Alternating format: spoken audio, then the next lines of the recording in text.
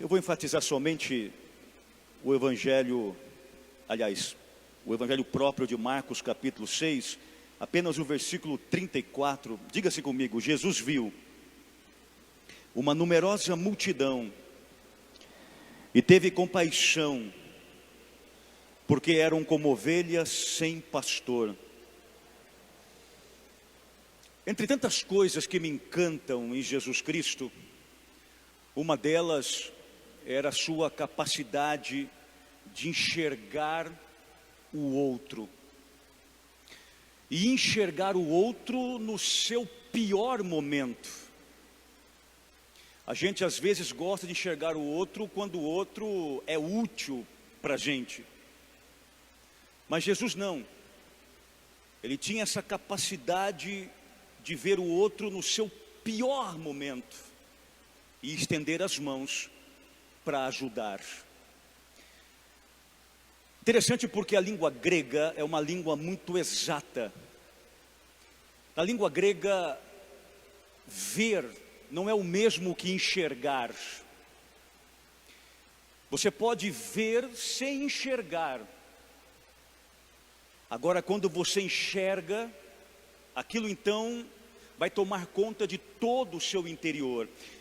Veja que interessante a narrativa de Marcos, quando diz: Jesus viu uma multidão e teve compaixão. Esse enxergar de Jesus é muito mais do que um ver. Aqui o verbo é blepó.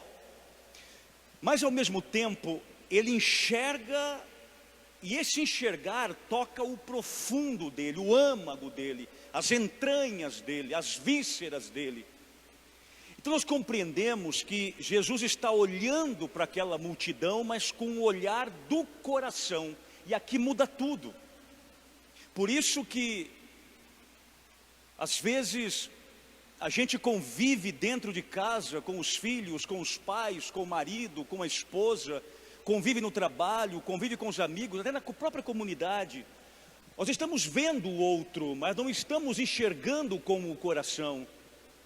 Por isso que às vezes nós moramos na mesma casa, marido e mulher dormem na mesma cama, se veem, mas não se enxergam, porque um não mora no coração do outro, eles moram no mesmo espaço físico, geográfico, mas não moram dentro um do outro.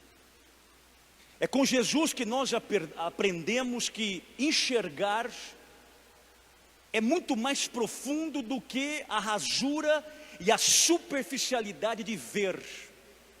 E é por isso que nós comentamos algo sobre alguém apenas vendo, mas sem enxergá-lo de fato, como é, ou como deveria ser.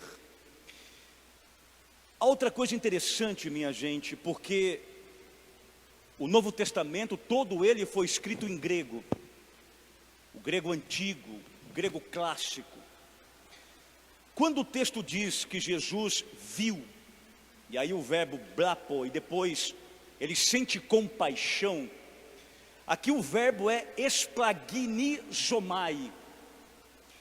Quando na língua grega aparece esplagnizomai, significa que compaixão não é só simplesmente a empatia, ela é mais do que empatia. Esse verbo no grego significa que é um nó na tripa. Quando alguém sentia compaixão de alguém, usa-se o verbo para dizer: esse alguém está sentindo um nó na tripa. Ou seja, a dor do outro me toca, a dor do outro dói em mim. E isso que é lindo. Porque Jesus é Deus, verdadeiro homem e verdadeiro Deus. Sente na tripa dele, humanamente falando, a dor que dói em mim, a dor que dói em você, nos perdoa, nos cura e nos salva, sendo ele Deus. Interessante porque, quando se fala em compaixão, nós somos acostumados até termos dó das pessoas, mas compaixão nem sempre. até mesmo com quem a gente convive. Dó e compaixão são coisas bem diferentes e totalmente opostas. A dó é quando eu vejo a dor, eu vejo o sofrimento, continuo passivo diante da dor do outro, aquilo não me provoca, aquilo não me incomoda, então eu digo, cada um com a sua dor. Isso é dó, isso é pena. Compaixão não. A compaixão é altamente ativa e profunda, porque na compaixão, usando de novo aqui esplagnizomai, a dor do outro dói em mim, a dor do outro provoca em mim uma saída de mim mesmo, para que eu então possa ir ao encontro do outro. Mais ou menos o que Santa Teresa de Calcutá nos ensinava. Diante da dor do outro, eu guardo a minha e ajudo o outro. Isso é compaixão. O que Madre Teresa fez tão bem nos tempos atuais, contemporâneos, no qual estamos vivendo, estamos contextualizados, estamos inseridos. E aí, minha gente, interessante porque, além de ser altamente ativa, a compaixão é sempre profunda e nunca superficial. E aí a grande pergunta, dentro da minha casa, eu tenho dó do meu marido ou compaixão? Dó da minha esposa ou compaixão? Dó dos meus filhos ou compaixão? Dó dos meus avós ou compaixão? A compaixão se traduz quando eu olho para a dor do outro, essa dor dói em mim, dá um nó na minha tripa, para usar a expressão grega, e a partir daí eu estou agindo em prol de. Mas veja uma coisa importante. Nesse mesmo evangelho proclamado esta noite, nós temos os discípulos de Jesus. Ele pregou durante muito tempo. E aquela multidão que estava junto deles, claro, além de cansadas, estavam também com fome. E aqui nós temos uma certa cultura da mentalidade ou dos corações indiferentes, o que não é muito diferente mesmo nos dias atuais que vivemos.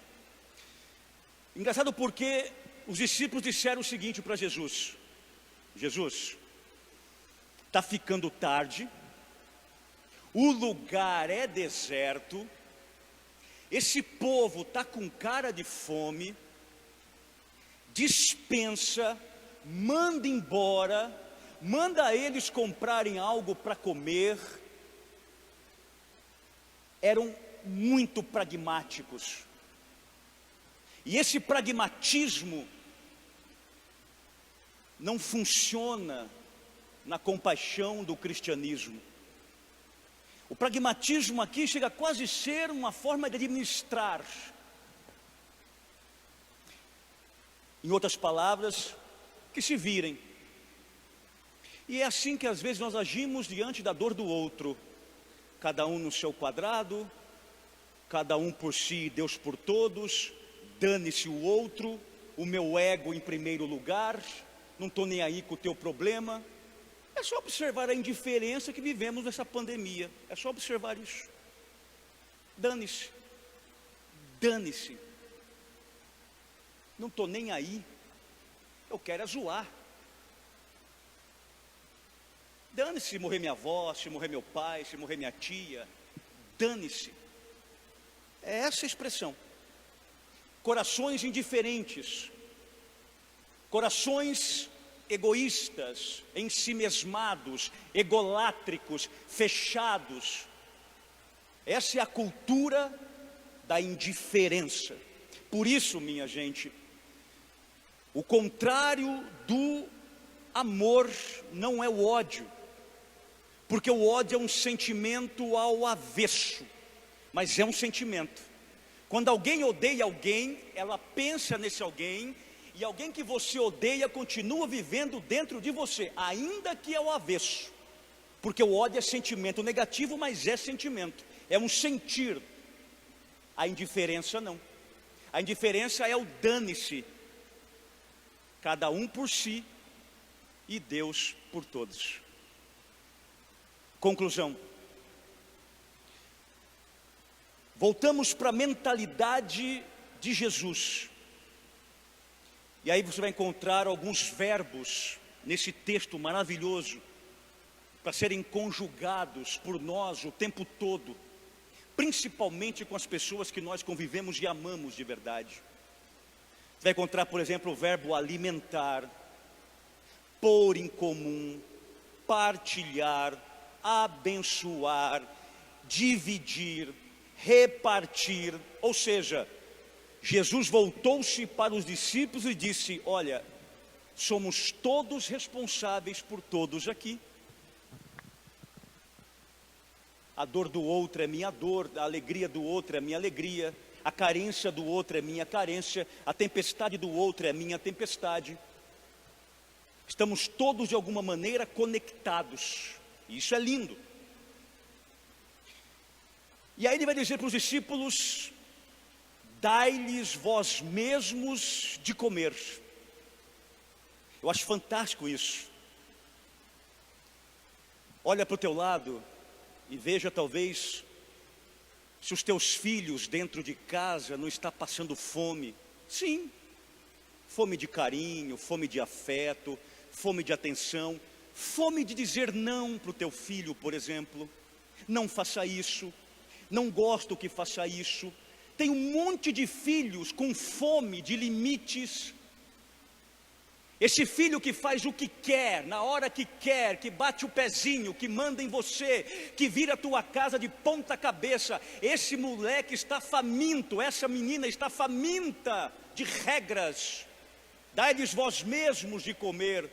Não adianta trazer para o padre educar, para o psicólogo educar, para o psicopedagogo educar, para o pedagogo educar, para o professor educar. É você que tem que dar o pão do limite para ele. Dai-lhes vós mesmos de comer. Ter compaixão, minha gente, não é da cesta básica, não. Panetone no final do ano, não. Ter compaixão é abraçar, é educar, é corrigir. É o maridão levantar e pegar sua esposa, ir com ela no posto de saúde, acompanhar ela numa consulta. Quantas mulheres casadas que parecem mais viúvas de marido vivo, porque ele nem sequer se preocupa em levantar e levar sua esposa num posto de saúde. Dai-lhes vós mesmos de comer, diz o texto.